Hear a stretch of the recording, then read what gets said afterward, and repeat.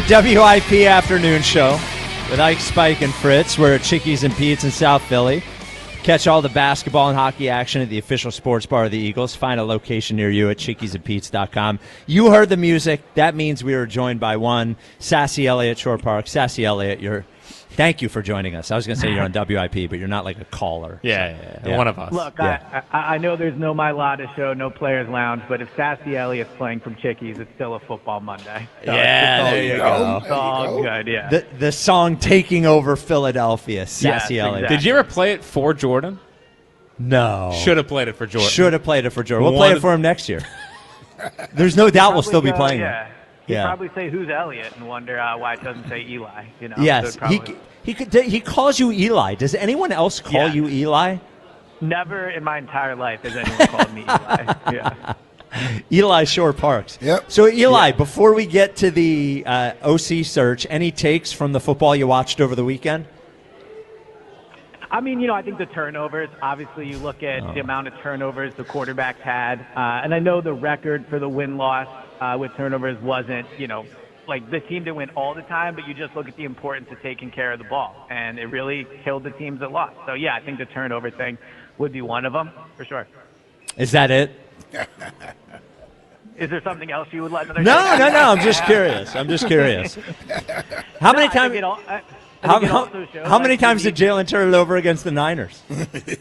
None, and that was really? An example of when they lost. Well, I think that just highlights how fluky that loss was in a way. I know we talked about that last week. Like, if you go back and rewatch it, it is crazy how close they were to winning that game. But also another takeaway for sure would be, like, you have to have a special quarterback that makes big plays in big moments, and Jalen didn't make those plays in big moments for the Eagles, and that's why they lost.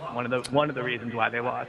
Yeah, I'm not sure that I think the opposite was my take, is that if your team is good enough, you actually don't need a special quarterback. Sam Darnold's in the NFC Championship game. Bo Nix would have been in the AFC Championship game. There was a possibility that C.J. Stroud, who had played horribly, I mean, he was within arm's length of the AFC Championship game. So I think that the takeaway for me is it doesn't matter how good your quarterback is sometimes, that we're in a league now where it might not – the quarterback is still important, might not be as important as it was 10 years ago.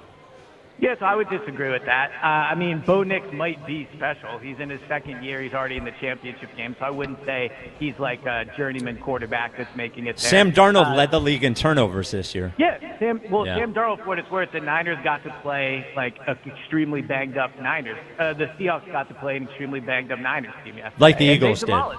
Yeah, for sure. The Eagles blew it. We all agree with that, yeah. Okay. But I'm saying I do not think the takeaway was quarterbacks don't matter as much as you think. You look at what Caleb Williams did, what Matthew Stafford did. I think quarterbacks are just as important as ever. But you don't necessarily need a special one. Yeah, I think you do. Which I think is good for us, honestly. No, I do think you need a special quarterback. Like, maybe you don't need a quarterback that's throwing 4 touchdowns every game, obviously, but when push comes to shove, you need a quarterback.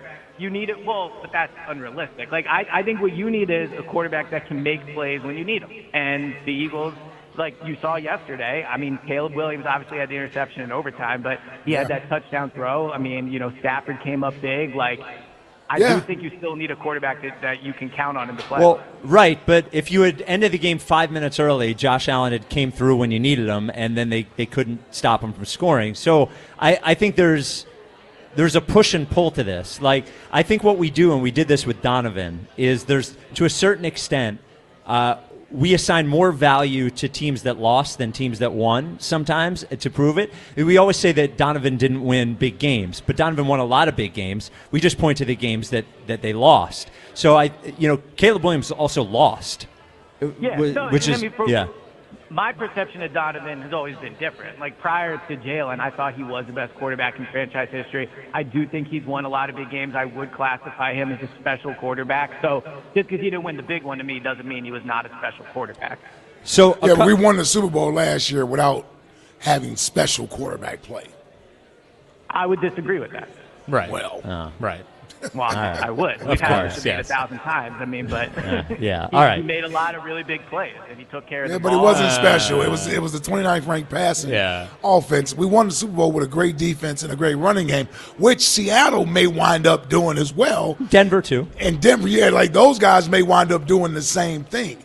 And I say this to say, Eliot, not to take a shot at Jalen. You know, I'm pro Jalen, but I think we can be realistic about what we need, and banging our heads and arguing about how special he is versus how special he isn't. I think it's moot. You put a great team around him, you can win with Jalen Hurts as the quarterback. He can be good enough. He's proven that to go win a Super Bowl, but he doesn't have to be special. He doesn't have to be special, because I don't know if he has special in him enough. I would say, to your point, the other takeaway from the weekend was, like, they really do need to rebuild the running game. They need to get the offensive line back. Like, you just look at how physical those teams were, their ability to convert in short yardage. Like, I think the running game, too, is an obvious, like, they probably need to fix that before they fix the passing game. So, Eliot, a couple of new names in the offensive coordinator search over the last couple of days. Bobby Slowik is an interesting one, as he is on the Kyle Shanahan tree. What do you know, dislike about Bobby Slowik? So I would like that he has worked, like you said, he's from the Kyle Shanahan tree. He spent a year around Mike McDaniel. He obviously at one point was viewed as one of the up-and-coming offensive minds in the league. It's really flipped. Like, I would not view him as a great hire or anything, but I think what you would like is what he did with C.J. Stroud that 1 year, and just the minds that he's been around, and just that he's outside the building, right? I think one benefit that they're going to get with really no matter who they hire is an influx of some new ideas. That doesn't mean this guy's going to come in and, like, rebuild the offense, because I don't know if I want Bobby Slowik coming in and rebuilding the offense, but I do think he will come in and do different things. Also, with his experience as a pass game coordinator, you could see a natural fit there where Stoutland stays and Stoutland does the running game and Slowik does the passing game, which is kind of what their setup has been. So I think he would fit well there, but he's only called plays for 2 years, so it's not like he would bring some wealth of experience as a play caller, because at this point, some of the guys we're talking about have only called plays 1 more year than Patullo has. Well, the thing on Slowik is he got fired because of the drop-off in offensive production from 1 year to the next with Houston. And I think we're looking now that might not have been him. We said that. Remember, they lost all the damn players that year. Yeah. All the players got injured that year. Yeah, I think I would look more at the good year he had there in his first year as an OC as opposed to the succeeding years. But Jim Bob Cooter is another one. Now, there is some familiarity here, as he has been in the building here with the Eagles for 1 year. What do you think about him? So I completely understand the outrage that'll ensue if they hire Jim Bob Cooter. Like, I get it. But I also do think he is a better candidate than he'll probably be given credit for. He has called plays. He called him back in Detroit. He's been in the building. He knows what it's like to work with Nick. He knows what it's like to work with Jalen. He, to a certain degree, knows what he's walking into because he knows Jalen's strengths and weaknesses. And then these past 3 years with the Colts, I mean, I know he did not call plays, but you look at what they were able to get out of Daniel Jones last year, spend time around Shane Steichen. I think I would view that as a positive. So I would be higher on that decision to bring him in than like a Brian Dable. Like, I think Jim Bob Cooter, again, not an exciting name, but like the prime example is look what the Colts did with Daniel Jones and look what Brian Dable did with Daniel Jones. And I know Steichen's the head coach there, but like that's just right there. Like, one coach had Daniel Jones and got him to be awesome. The other one had Daniel Jones and was a complete disaster. So well, okay, not entirely true. Not entirely true. In that Dable's first year with Daniel Jones, they actually went to the playoffs and won a playoff game. He was coach of the year. And when you look at Daniel Jones' stats this year, they look remarkably Jalen-like. I think he had 17 touchdowns and 6 interceptions, ran for 700 yards, and they had Saquon. So I'm not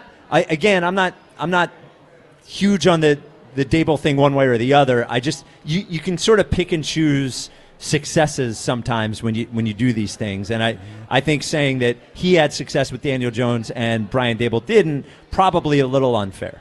Well, so I might be misremembering the Giants offense from that year, but the Colts offense was top 10 this year when they had Daniel Jones, and I think even after losing the quarterback, they still finished third in the league in points per drive. So, like, they were one of the best offenses in the NFL. You're right that the Daboll's rookie year, for lack of a better term, like him and Daniel Jones did have success, but I don't remember their offense being as good as it was with the Colts. And I think most people would probably agree, prior to getting injured, this was like the best Daniel Jones has ever looked or close to it. So I feel like Jim Bob Cooter and Steichen got more out of Jones, but you are right, Daboll's rookie year, he did have, some success with him.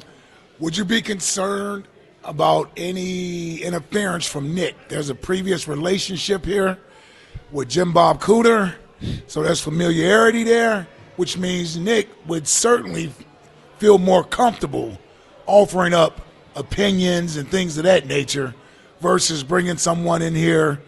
I don't know. Hey, everybody seems to want Nick out of the way and don't want him touching the offense. I'm just wondering, do you think that becomes a problem if you bring someone in here that he's familiar with, that he finds his way back into the offense? So I definitely think Jim Bob Cooter would be closer to more the same than obviously someone like a Mike McDaniel would be if they were to end up hiring him.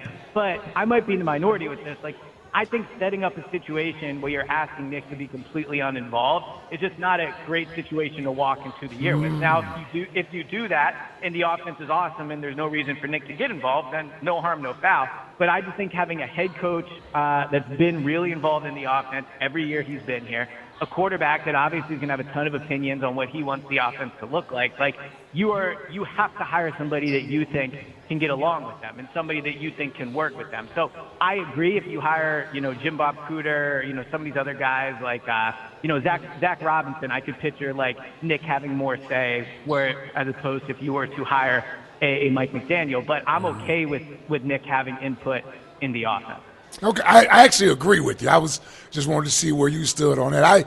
I think it's almost impossible to ask Nick to be completely uninvolved in the offense. Like, give him a video game, get him a new PlayStation or something. I think that's crazy. I would agree. Yeah. Mike Kafka is a name that we actually brought up last week before we knew that there was interest there. Former offensive coordinator for the Giants and then was the interim head coach this year. What do you think of Kafka? I think it would be a pretty uninspiring hire. Now, I know that he could be viewed still as an upside guy. He at one point, like when he was with the Chiefs, was viewed as maybe the next big thing. Didn't have a ton of success in New York. Again, like a tough situation there. But the offenses weren't that good. He's like limited experience as a play caller. He would just feel like a very Eagles hire to me. Like they know him. It would probably feel a level of safety bringing him into the building. Like you know what you're getting with him. There's not much of a worry that, maybe he doesn't get along with the people in the building or whatever. Like I think he's a natural fit to come in, but it just, to me, wouldn't feel like you're adding any level of expertise or anything like that. At least with some of these other candidates, they've been around coaches where you're intrigued by that idea, and they've just had more success than Mike Kafka. So I wouldn't really like the hire if that's who they ended up with. I do like former quarterbacks in that spot, and I would, if Kafka was at one point thought of as a guy, I wouldn't just say that the last few years disqualify him from being a guy. He was doing that when he was doing head coaching interviews, wasn't he? He was. Yeah. Yes. Yeah. And last one. Interviewed him before. Yeah. And last one's Josh Grizzard. Yeah. So this one would be pretty. Yeah, he sucks. So he ruined Baker this year. He's had an interesting career. Like he really, over the past few years, has quickly gone from. He was like a quality control coach, I think, 3 or 4 years ago, and then he quickly went to. I think he worked with the receivers. But then he went up to offensive coordinator when Liam Cohen left for Jacksonville. It would kind of be hiring the Tampa Bay version of Patullo. Like the Bucs promoted him from within, he got 1 year, and they got rid of him. So, I don't think he would be another like very inspiring hire. I don't think many people would be excited about him. And I don't know him, so maybe he does have a bright offensive mind, but the resume is certainly not super intriguing. We can call him Glizzy though. Hold on. What? We're going to wind up hiring a coach. Yes. The majority of the city is not going to be on board with. Yes. And Brian Daboll is going to go as OC somewhere else. Yeah. Yes. We're going to wind up hiring a guy. Yeah. I'm just sitting here thinking, I'm like, well, who the hell is taking this job, man? Well, it's just not a very attractive job. Like Well, hold on. Why is it not attractive? Yeah, say it, Elliot. Like, what are you talking about? Do you think being OC for Buffalo would be an attractive job? Yeah, I think that'd be a super attractive. Why? Oh, why? I mean, That'd be a more of an attractive job than this one? Why? Yeah, because if you're hired by Buffalo, you're going in with a new head coach and have a ton of job security. That's not the correct answer. Actually. Why do you think Mike McDaniel might be more interested in Tampa than Philly? So I think in Tampa you would have more job security. You're not walking into. I mean, you can say "oh" to those things, but it's true. Like it's not true. Income tax. Just say the truth. It is Just true. say the truth. No, well, I am saying the truth. One of the main reasons is job security. I mean, the Eagles have fired their. They just fired. Well, why would it be job security when it seems like the Eagles have put out there that the offensive coordinator wouldn't have to worry about the head coach interference? It's going to be his show to run. And Tampa just did the same thing the Eagles just did. They lost one offensive coordinator to a head coach job. Then they hired from within and fired that guy after 1 year. So why is it any different here? Well, you didn't let me finish. There's no state income tax in Florida. You are. Yeah, you're one of a kind. Percentage of your money. Right? So Elliot, I'm just curious. Any interviews out there lined up for Kevin Patullo, who has been the right-hand man of the most successful head coach in the history of the National Football League? I mean, you laugh, but Patullo would be a great head coach if he was ever given an opportunity. What about an OC job? Any of those? No. People are gonna miss Patullo when he's gone. I'll tell you that. Like, wait till they got Bobby Slowik or John Grizzard or whatever his name is. Dude, if they hire John Glizzy, we are out. Well, I'm thinking of names. I want to say Jim Bob Cooter every day. No, I feel like I'm saying a bad word. Cooter's an issue. Yep. But here's the Eagles have a Cooter problem? Fans, I think anyone that thinks the problem with this team was the scheme is lying to themselves. So, what was the problem then, Elliot? Well, I think the problem was they were sloppy. I think the effort was a problem. You look at the Niners game, like players that are supposed to be way better than the players on the Niners were losing one-on-one battles. Like I think it was all those things. Like guys were open. That's not the problem. So I know there'll be a lot of focus on this new offense and like little changes they make, but ultimately I don't expect it to look much different than last year because I don't think it needs to look much different. The players just need to execute better. Is Jalen going to be a deterrent from people that want to take this job? Of course. I think so, yeah. Oh, why? Oh, there it is. Yeah. Well, again, like if you look around the league, like let's compare the Giants job and the Eagles job, right? You're an offensive coordinator, and you could go work with John Harbaugh and Jackson Dart. John Harbaugh just got hired. There's a ton of job security. Jackson Dart's a young quarterback that you could mold and shape, right? Or you could come to Philadelphia, where there's an extremely weird setup with the head coach in terms of like what's he doing, what's he not. There's a quarterback that every coordinator has worked with has clearly found some level of issue working with in terms of getting him to do things they want him to do. There is state income tax in Jersey, though. Well, damn right it is. Exactly right. So you would think that would help the Eagles in that. You'd have to live in North Jersey, and as you found out, like that's not the best place to live. But no, I mean I think the Giants job has an argument of being more attractive than the Eagles job because of the setup there. Because of the setup and the job security. Yeah, and the quarterback. The quarterback. But what about the quarterback? What about Jalen, are you saying? Yeah, it makes it a less attractive job. Say how you feel about Jalen instead of trying to get me to say how you feel about Jalen. Because I think they want you to admit. Yeah, I want you to just kind of grow up here a little bit. We'll save that for tomorrow. I've been correct about Jalen all along. Okay, right? I love when you do this. I said it in training camp. I was special. Again, if you guys aren't willing to change your mind based off new information, then I don't know what the point of anything. All right. No, that's a good one to go back to. Yeah, I appreciate it. All right. What would you say is your best moral code? What would you say is your best coordinator take? I mean, because you've been Gannon, huge miss. You're anti-Vic Fangio. Well, I don't know if Gannon's a huge miss. I'm just trolling. Gannon was like what a top 3 defensive coordinator in the history of the franchise. Like he was really good. I don't know what you're talking about. They had the #1 defense in the league with him, and if Jalen didn't fumble the ball, they would have won the Super Bowl. Oh wow, so it's Jalen's fault. Well, I feel comfortable saying he's not a top 3 defensive coordinator in Eagles history. Well, we know who two are. So Vic Fangio, Johnson, Buddy Ryan, Jim Johnson, Buddy Ryan. I'm just saying. Yeah, Jonathan Gannon had one good year. Hold up, but wasn't Buddy just a head coach here? Yeah, but he was his defense though. Yeah. All right, well, so he's not a defensive coordinator. I'm just saying though, Gannon had 1 year. Yeah, and it was a very special year. Okay, special. All right, get out of here. You can get the. I have all these bad coordinator takes is wrong. Number one, I don't know where you got that from. I was Jim right Bob about Cooter. Patullo. I Cooter. was right about. Gannon. How are you right about Patullo? I said I wouldn't have hired him. Yeah, but you defended him all year. Well, Because he that's the wasn't beauty of model, Eliot. But he still wasn't. But he still wasn't a good hire. That's the beauty of Eliot. Yeah. all right. Kidding me? If you were to subscribe to one podcast to get all these offensive coordinator updates, to get all the analysis, it would be Go Birds. You get Go Birds Daily every single day. You get the Go Birds Pod as well. You can get it wherever you get your podcast. Eliot, see you at 3 o'clock tomorrow. Sounds good. Can't wait. All right, there it is.